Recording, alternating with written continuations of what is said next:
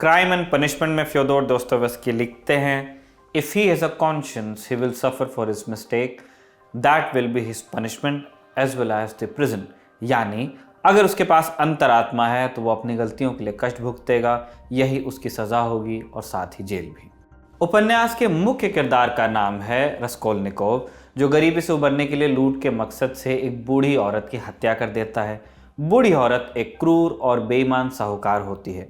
उसे लगता है ऐसे व्यक्ति की हत्या कर वो समाज का भला ही करेगा। रस्कोल्निकोव पर हत्या का भी इल्ज़ाम नहीं आता। पुलिस और समाज के लिए वो निर्दोष और इज्जतदार व्यक्ति है, लेकिन इस कत्ल के कारण उसकी अंतरात्मा उसे कचोटने लगती है। कहानी जो सवाल पूछना चाहती है वो ये है, न्याय अगर इंसान का बनाया कॉन्सेप्ट है तो क्या कानून की नज़रों में निर्दोष हो जाने से व्यक्ति दोषमुक्त हो जाता है? 1997 के साल में एक ऐसा ही सवाल उठा जब दिल्ली के एक थिएटर में आग लगी। 59 लोग मारे गए। मामला कोर्ट पहुंचा तो अभियुक्त एक दूसरे पर जिम्मेदारी थोपने लगे। पूरे 20 साल लग गए मामले के निपटारे में और सवाल आज भी ज्यों का त्यों बना हुआ है कि दोष तो साबित हो गया, लेकिन जो सज़ा दी गई वो जुर्म के मुताबिक थी या नहीं।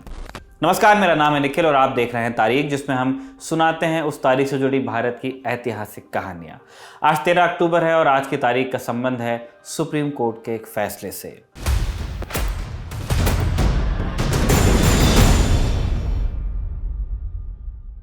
वो मल्टीप्लेक्स का दौर नहीं था। सिंगल पर्दे पर फिल्म लगती थी, टिकट मिला तो किस्मत, वरना ब्लैक का जुगाड़ करो या अगले दिन आओ। आज की तरह बॉलीवुड के सितारे गर्दिश में नहीं थे। उस साल शाहरुख की तीन फिल्में रिलीज हुई। तीनों ने बॉक्स ऑफिस पर खूब पैसे कूटे। इनमें से एक दिल तो पागल है थी, लेकिन असल में पब्लिक पागल हुई जून 1997 में। जेपी दत्ता ने बॉर्डर का पोस्टर रिलीज किया और पब्लिक में कोहराम मच गया। फिल्म का शायद ही कोई शो रहा हो जो हाउसफुल ना गया हो। 13 जून 1997 के दिन शाम को फिल्म का पहला शो रखा गया था। दिल्ली के ग्रीन पार्क स्थित उपहार थिएटर में फिल्म शुरू हुई और इंटरवल से कुछ पहले मेजर कुलदीप सिंह चांदपुरी ने मथुरा दास का कॉलर पकड़ा और चिल्लाकर कहा, मथुरा दास, इससे पहले कि मैं तुझे गद्दार करार देकर गोली मार दूं, भाग जा यहां से। मथुरा दास चला गया। कुछ लोगों को उस पर तरस आया तो कईयों को गुस्सा। फिल्म के दूसरे हाफ में मथुरा दास लौटा। दूसरे थिएटर्स में तब मथुरा दास के लिए खूब तालियां बजी, लेकिन उपहार थिएटर में सन्नाटा पसरा था। थिएटर का हाल ऐसा था मानो जंग के मैदान का धुआं पर्दे से निकलकर थिएटर में भर गया हो। खुशकिस्मत बाहर भाग चुके थे और जो नहीं भाग पाए दम घुटने से तड़प तड़प के मर गए। ये सब कैसे हुआ, इसके लिए क्रोनोलॉजी समझिए। उपहार थिएटर के बेसमेंट में 2 ट्रांसफार्मर्स लगे हुए थे, बिजली वाले। 13 जून की सुबह 7 बजे शॉर्ट सर्किट हुआ और एक ट्रांसफार्मर में आग लग गई। तुरंत दिल्ली विद्युत बोर्ड, डीवीबी और फायर ब्रिगेड को सूचित किया गया। सरकारी काम का क्लीशे उजागर करने में कोई खुशी नहीं होती है, लेकिन अब जो हुआ सो आपको जानना चाहिए, हम भी बता ही रहे। डीवीबी के निरीक्षकों की देखरेख में ट्रांसफार्मर की मरम्मत शुरू हुई। ट्रांसफार्मर की केबल को ठीक तरीके से जोड़ने के लिए क्रिम्पिंग मशीन की जरूरत होती है, लेकिन वो लाने की जहमत कौन उठाता। जुगाड़ से जब देश चल सकता है तो एक ट्रांसफार्मर की क्या मिसाल। सिर्फ एक डाई और हथौड़े से सारी मरम्मत कर दी गई या करने का दावा किया गया। सब चंगासी कहते हुए डीवीबी के लोग वहां से रफू चक्कर हो लिए। शाम होने तक जुगाड़ ने अपना रंग दिखाना शुरू किया। एक केबल ढीली होकर रेडिएटर से जा लगी। रेडिएटर में छेद हुआ और उससे तेल रिसकर नीचे बहने लगा। ट्रांसफार्मर का डिजाइन बनाने वाले ने इसका भी ख्याल रखा था। रेगुलेशन के हिसाब से तेल सोखने के लिए एक पैड बनाया हुआ होना चाहिए था, लेकिन जब भगवान ने इंसान को बिना स्टेपनी के भेज दिया तो ट्रांसफार्मर के लिए इतना झंझट कौन लेता। बिजली दे दी, यही बहुत है। ट्रांसफार्मर के लिए 100 और तामझाम कौन करता। तेल रिसा तो केमिस्ट्री हरकत में आई। ट्रांसफार्मर का तापमान पारे को तोड़ने लगा और भभक कर वो आग लग गई। ये सब हो रहा था जब पब्लिक अंदर हॉल में पॉपकॉर्न और कोल्ड ड्रिंक लेकर बैठी रही थी। ट्रांसफार्मर की तह से शुरू हुई आग जहां पहुंची बगल के पार्किंग एरिया में। डीजल से पेट्रोल मिला और आग ने लपटों का रूप लिया। अब बारी थी फिजिक्स की। हवा के साथ धुआं पहुंचा पहली मंजिल पर। यहीं पर सिनेमा हॉल की ओर जाने वाली सीढ़ियां थी। सकरे रास्ते से होकर धुआं सिनेमा हॉल तक पहुंचा और दरवाजे एयर कंडीशनिंग वेंट्स के थ्रू सिनेमा हॉल के अंदर घुसने लगा।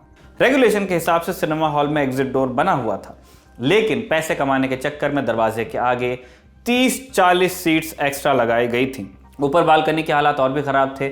जहां एग्जॉस्ट फैन होने थे उस जगह को कार्डबोर्ड लगाकर बंद कर दिया गया था। जिन्हें सिनेमा हॉल में सुरक्षा की ड्यूटी मिली थी वो अपनी जान बचाने के लिए पहले ही भाग चुके थे। बिजली के तारों से आग और न फैले इस डर से सिनेमा हॉल की बिजली भी काट दी गई। ऐसे हालातों के लिए भी रेगुलेशंस बने हैं, नियम हैं। सिनेमा हॉल के अंदर नियॉन साइन लगे होने चाहिए जिन्हें बैटरी से चलाया जा सके, लेकिन उनको भी बिजली से ही जोड़ दिया गया था। बिजली कटी तो सिनेमा हॉल में घुप अंधेरा हो गया और लोगों में भगदड़ मच गई। अंदर बैठे लोगों को धुएं के अलावा आग की कोई खबर नहीं थी। ना ही कोई फायर अलार्म बजा, ना ही कोई अनाउंसमेंट हुआ। उपहार सिनेमा के प्रबंधन और कर्मचारियों को इस बात की जानकारी थी कि आग लगी है, लेकिन सब नदारद थे। यहाँ तक कि प्रोजेक्टर ऑपरेटर को भी आग लगने की जानकारी नहीं थी। लोग घुट घुट के मरते रहे और पर्दे पर फिल्म चलती रही।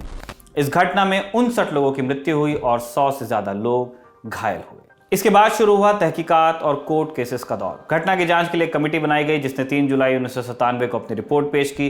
रिपोर्ट में सिनेमा हॉल अथॉरिटी, दिल्ली विद्युत बोर्ड, अग्निशमन सेवा, दिल्ली पुलिस की लाइसेंसिंग शाखा और नगर निगम को घटना के लिए जिम्मेदार ठहराया गया। सेशन कोर्ट ने उपहार सिनेमा के मालिक सुशील अंसल, उनके भाई गोपाल, दिल्ली विद्युत बोर्ड के एक निरीक्षक और अग्निशमन सेवा के 2 अधिकारियों के खिलाफ गैर जमानती वारंट जारी किया। कई दिनों तक गिरफ्तारी से बचने के बाद 27 जुलाई को दोनों अंसल बंधुओं को गिरफ्तार किया गया। 20 नवंबर 2007 को इस मामले पर निचली अदालत ने फैसला सुनाया। अंसल बंधुओं को 2-2 साल की सजा सुनाई गई। इसके अलावा उपहार सिनेमा के 3 मैनेजर्स और 3 डीवीबी अधिकारियों को 7 साल की सजा हुई। इसके बाद मामला पहुंचा हाई कोर्ट, जहां सजा को घटाकर 1 साल कर दिया गया। 2015 में सुप्रीम कोर्ट ने इस मामले में फैसला सुनाते हुए दोनों अंसल भाइयों पर 30 करोड़ का जुर्माना लगाया। दोनों की उम्र को देखते हुए ये रियायत दी गई कि अगर दोनों भाई जुर्माना चुका दें तो सजा को अब तक काटी गई सजा के बराबर मान लिया जाएगा। यानी जितने दिन दोनों भाई जेल में रह चुके वही उनकी सजा होगी और वो रिहा हो जाएंगे। पीड़ित परिवार ने इस फैसले के खिलाफ दोबारा अपील दायर की। इस मामले में अंतिम आदेश आया 2017 में। कोर्ट ने अपने फैसले को रिवाइज करते हुए छोटे भाई गोपाल अंसल को 1 साल जेल की सजा सुनाई। बड़े भाई सुशील अंसल को वृद्धावस्था के कारण रिहाई दे दी गई। ये तो था क्रिमिनल केस, लेकिन इस मामले से जुड़ा एक सिविल केस भी दायर हुआ था। ऐसी दुर्घटनाओं के बाद आपने सुना होगा कि नेताजी ने या सरकार ने मुआवजे की घोषणा की, जो कभी मिलता है कभी नहीं मिलता है। ये सिविल केस इस मामले में अनूठा था कि इसके तहत मुआवजे की रकम दोषियों से वसूल की जानी थी। घटना के बाद पीड़ित परिवारों ने एक संगठन बनाया, the association of victims of उपहार फायर ट्रेजेडी, AVUT। इसने उपहार सिनेमा के मालिकों पर सिविल कंपनसेशन यानी नागरिक मुआवजे का केस दर्ज किया। 24 अप्रैल 2003 को इस मामले पर दिल्ली की एक अदालत ने एक लैंडमार्क फैसला सुनाया। कोर्ट ने तय किया कि दोषियों से मुआवजे के तौर पर 25 करोड़ की रकम वसूली जाएगी, जिसका 55% अंसल भाइयों से वसूल किया जाना था और बाकी 45% रकम दिल्ली विद्युत बोर्ड, MCD और लाइसेंसिंग अथॉरिटीज से ली जानी थी।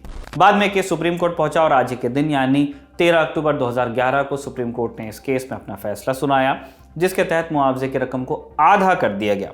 प्यूनिटिव डैमेज की रकम को भी 25 करोड़ से घटाकर 25 लाख कर दिया गया। AVUT के अध्यक्ष नीलम कृष्णमूर्ति, जिनकी दोनों बेटियां इस हादसे में चल बसी, उन्होंने कोर्ट के फैसले पर संगठन की तरफ से नाराजगी जताई। उनका कहना था कि मुद्दा सिर्फ पैसे का नहीं बल्कि सार्वजनिक स्थानों पर सुरक्षा में जवाबदेही और कड़े सुरक्षा मानदंडों की मांग के बारे में है। कड़े दंड के अभाव में व्यापार मालिक अपने तरीके में बदलाव लाएंगे, इसकी संभावना कम ही है। AVUT की लड़ाई इस मामले में जारी है। 2020 में सुप्रीम कोर्ट के फैसले के विरोध में एक पुनर्विचार याचिका दाखिल की गई, जिसे कोर्ट ने निरस्त कर दिया। 23 साल चली इस लड़ाई के बाद भी सवाल ज्यों का त्यों रहा। हत्या का इरादा किसी का नहीं था। जिसके हिस्से की जितनी गलती थी उसे कोर्ट ने अपने हिसाब से सजा सुना दी। आग लग जाना या हादसा हो जाना किसी के हाथ में नहीं है, लेकिन हादसा होने की स्थिति में नुकसान कम से कम हो, इसी के लिए रेगुलेशंस बनाए जाते हैं, नियम बनाए जाते हैं। उपहार मामले में एक भी रेगुलेशन का पालन नहीं किया गया। सिस्टम कोई व्यक्ति नहीं है, इसलिए सिस्टम पे दोष डाल देने से हमें उंगली उठाने के लिए कोई मिल जाता है, लेकिन कोई नहीं मिलता है। There is everything but there is nothing. न्याय नहीं होता है। इस मामले से जुड़ा सिविल कॉम्पेंसेशन का मामला अपने आप में ऐतिहासिक है। कानून की कमी समझिए कि क्रिमिनल केस में अक्सर सालों लग जाते हैं और ऊंची पहुंच वाले दोषियों को सजा भी नहीं होती। सिविल कॉम्पेंसेशन का केस मामले को पैसे से जोड़ता है और पैसा बोलता है। रेगुलेशन का पालन न करने के पीछे अधिकतर कारण यह होता है कि लोग पैसा बचाना चाहते हैं। ऐसे में दोषियों से मुआवजा वसूले जाने की स्थिति में रेगुलेशन के पालन का इंसेंटिव बनेगा और सिस्टम में सेल्फ करेक्शन की संभावना बढ़ेगी। इससे फायदा ये भी होगा कि सरकार या नेता मुआवजे को राजनीतिक हथियार की तरह इस्तेमाल नहीं कर पाएंगे, जिससे वसूलने के नाम पर कभी लोगों को निशाना बनाया जाता है तो कभी देने के नाम पर वोट कमाए जाते हैं। आज के लिए इतना ही। तारीख के इस एपिसोड को लिखा था हमारे साथी कमल ने और कैमरे पर इसे रिकॉर्ड किया था हमारे दोस्त राशिद ने। देखते रहिए दी ललन टॉक।